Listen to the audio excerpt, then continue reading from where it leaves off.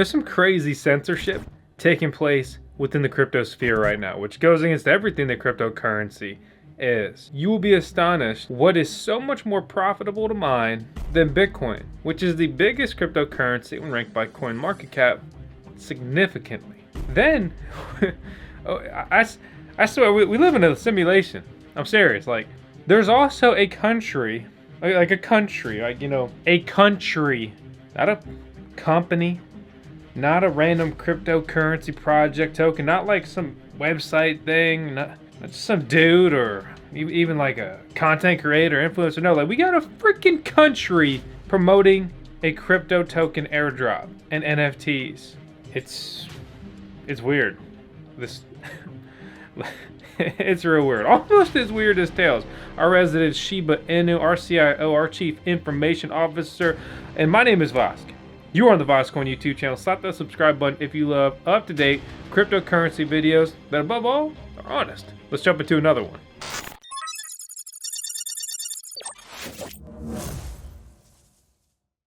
Hey guys, it's Ms. Vosk here to tell you about Conflux Network.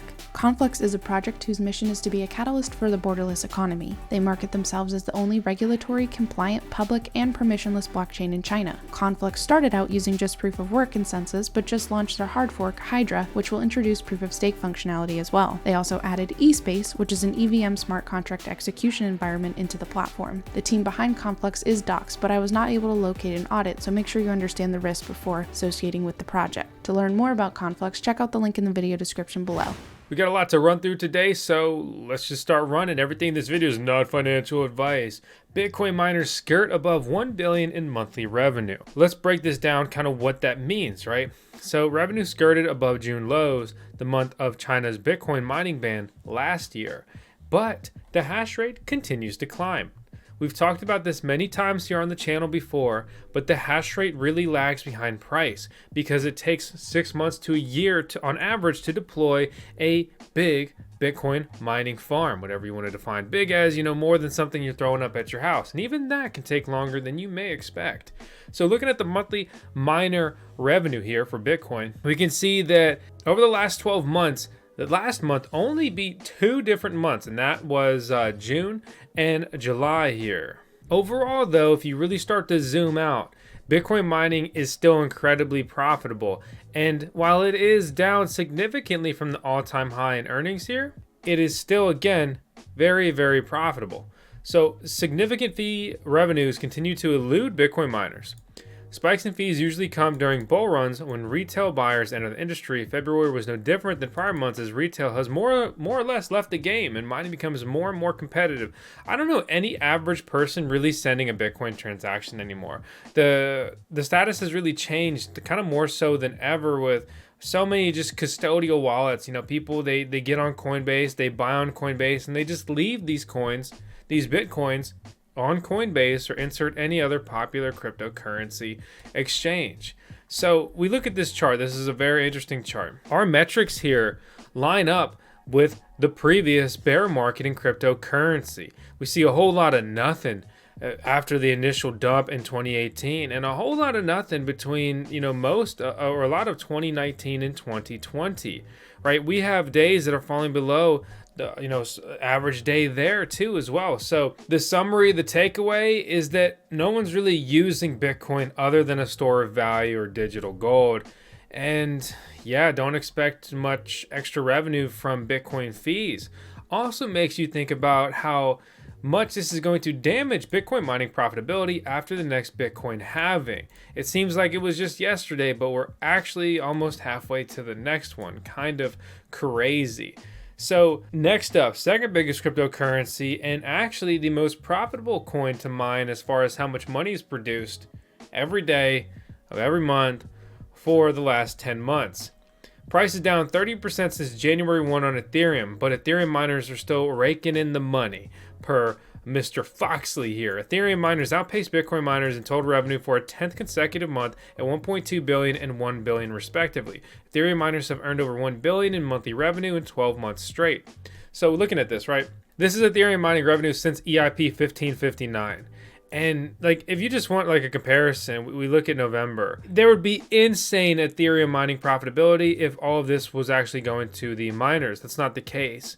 They're burning all of this light blue. The royal blue here is tipped, and the navy blue is issuance. The cost to transact is still around 50 to 100 bucks depending on what you're doing, even though the fees have cooled off some. That's down from like definitely 100 to 150, 200. Absolutely insane, nearly unusable, and very quickly to just burn up all your money.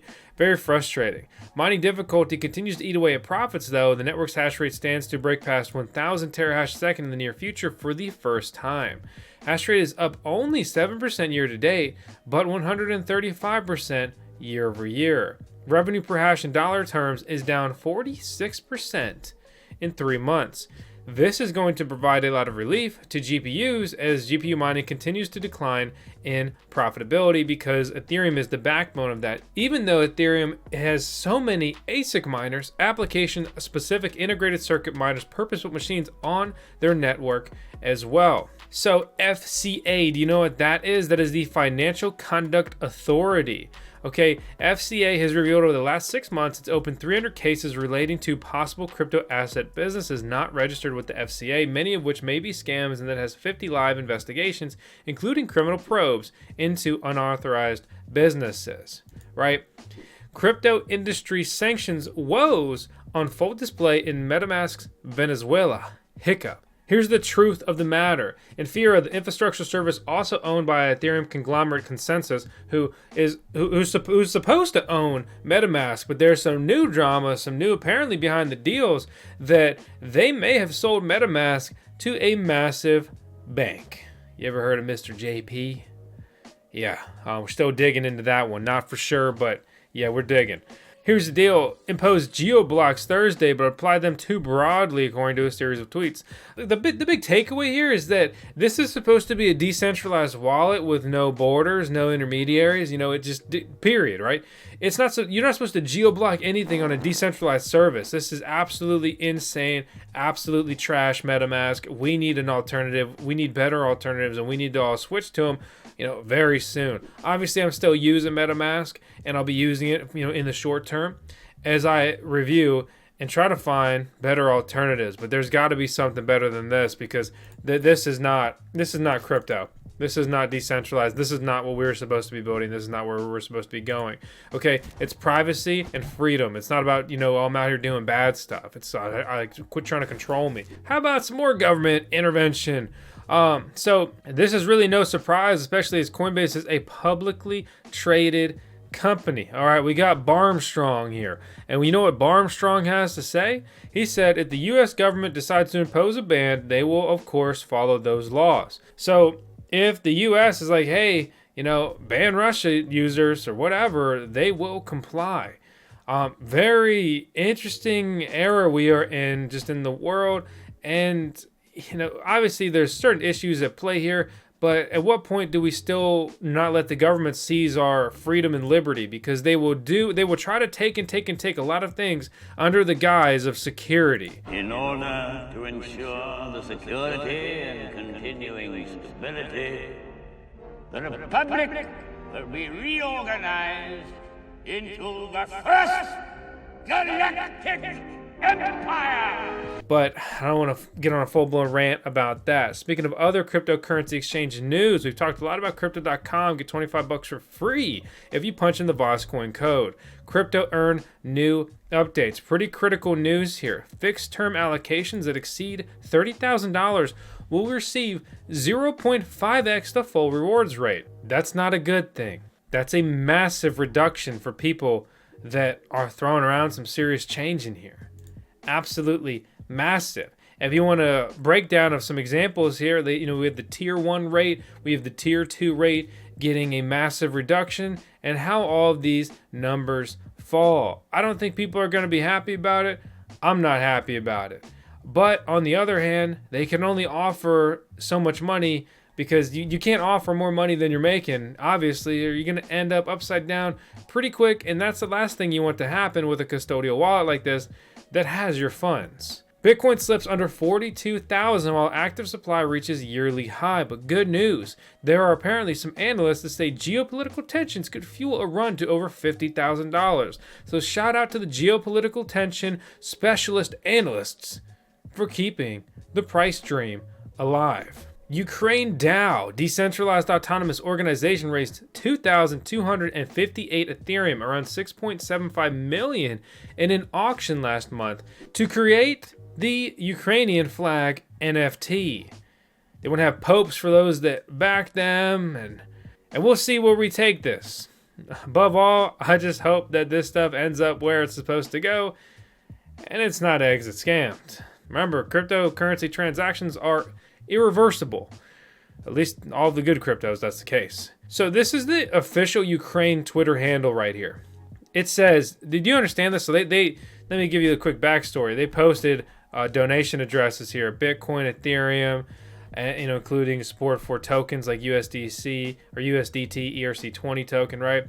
And then Gavin Wood rolled up and, swinging his big dot around, and, the sizable, I believe it was $5 million donation. Guess what? They threw that into the mix. Interesting pump, mechanic there. We can look at, trying to do something good or whatever, but, the reason that Gavin and Justin's son are here and publicly donating and making a big deal about all this, especially as like Justin's son was whining, right? They just want publicity. They just want attention. They just are trying to show their coins in a good manner, if you will. Some people may disagree with that, and I'll disagree with people that disagree with that. So I'd like to have an argument, please. Airdrop confirmed. So you understand, like, dude, we got a country saying airdrop confirmed. With let's say, oh, this is World War III. Like, what are they? Do you think there was airdrops in World War II? Obviously, the text changes everything. It's just we were literally airdropping soldiers in World War II, and now countries are apparently airdropping cryptocurrency tokens after receiving digital money donations. The world has changed in a very weird way over the last 100 years. To put it bluntly. Very interesting quick rollback after siphoning a bunch of extra donations with this publicity stunt. I mean, is this Mikhailo Fedorov or is it Trayvon James? Because honestly, they're acting the same. Anything I say can and will be used against me in the court of law. Be condemned! I know some people will get upset at that one, but I mean, so you say, okay, we have an airdrop. People rush to do airdrops. Then, after careful consideration, they decide to cancel the airdrop. Every day, there are more and more people willing to help. But then he opens up another marketing tactic. We will announce NFTs to support Ukrainian armed forces soon. Like, dude, this is weird. This is crypto. This is your brain on crypto. This is unheard of. This is unprecedented, right? We have never seen something like this occur in the history of our civilization before. Not even of our humankind. And maybe that sounds a little dramatic, but seriously, think about it, right? The crypto fund of Ukraine raised 50 million crypto in a week to support. But wait, there's more. Aiming for 100 million this week. Look, I'm not trying to get trapped between this whole conflict, and let me talk about it, right? So, I'm not getting into the middle of this, okay? Period, right? And I'm not here to push a narrative on you or propaganda or sway you, influence you, or anything like that. But just take a second and think about this. This is insane. It's unreal. We've never seen anything like this before. Is this what the future is going to look like? Is this okay? What are these funds being used for? It's just very unusual, and it's just the situation is ripe for abuse. My point here is I'm not an expert. I don't plan to be. I don't act like one. Everyone masquerading like they're an expert here because, last week they were all experts on, COVID and viral infections. This week, they're all military advisors and politicians. Next week, we'll see. My real goal with this is just to shed some light on this, open it up for discussion, and above all, I want to see receipts where all this stuff is going. Me personally, right? So how about we take a brief moment to talk about the project that made today's video possible, and that's going to be ComputeCoin.network, where experiments, adventures, and innovations happen. That sounds fun. That sounds interesting, right? And so here are the tools, services, and games. AL Wallet, which is a browser extension, allows you to access your CCN funds and applications. Think of it, and it really just kind of looks like their own version of Metamask. Web Deco allows developers and anyone to write and execute arbitrary Python code through a blockchain browser. That's cool. Debox, an NFT storage platform built on CCN that allows users to store off-chain NFT data easily and safety. I can get down with that. That's got a use case. They're trying to lay the foundation here for high-fidelity decentralized metaverse platforms. This is a project that was initiated in 2018. 2019, patent for distributed computing, then patent filed, alpha here, 20,000 transactions per second, PECA alpha launch, integrating global data center and PCs. Then I guess 2020, they took 2020 off. They took a year off, I guess. Like, how are you just gonna skip a year in your roadmap? Then they got the patent granted, and they started to fire it back up. Patent distributed computing using blockchain technology granted. Late that year, CCN testnet launched, integrating numerous miners, they say here, launching first app in their ecosystem. 2022, token listed on decentralized exchanges. Research labs onboarding 10 plus professors and researchers from Ivy League universities. Q2, mainnet launch. Q3, CCN token listed on centralized exchanges. ComputeCoin's testnet Dome A is going to be rolled out in several phases. They claim to have over 138,000 nodes. I would also like to see a team page. I want to learn more about this team, the public team members, and everything like that. They do have open positions to become a blockchain brand ambassador. That appears to be the only positions they have here on their career page. But let me tell you what, they're looking for a lot of them. So, hey, if you want to learn more about ComputeCoin.network, click the link out in the video description below. And with that said, that's all of the crypto news that we have to wrap up here today. I hope you enjoyed it. As always, thanks so much for watching. Please subscribe to the VoskCoin YouTube channel. Hit the thumbs up, leave a comment, let me know your thoughts on just anything and everything in crypto, the world, and just it's crazy times. I'm just happy you're here tuning in. We'll navigate them together. Make sure to connect in the comments, but also join our Discord server and our forum, VoskCoin Talk. I'll see you there. I'll see you tomorrow too. We upload daily. Thanks for watching. Please be advised, there are scammers impersonating us on multiple platforms. I don't want your money, I just want you to smash that subscribe button. Everything in this video is for entertainment purposes only. That means it's not financial advice.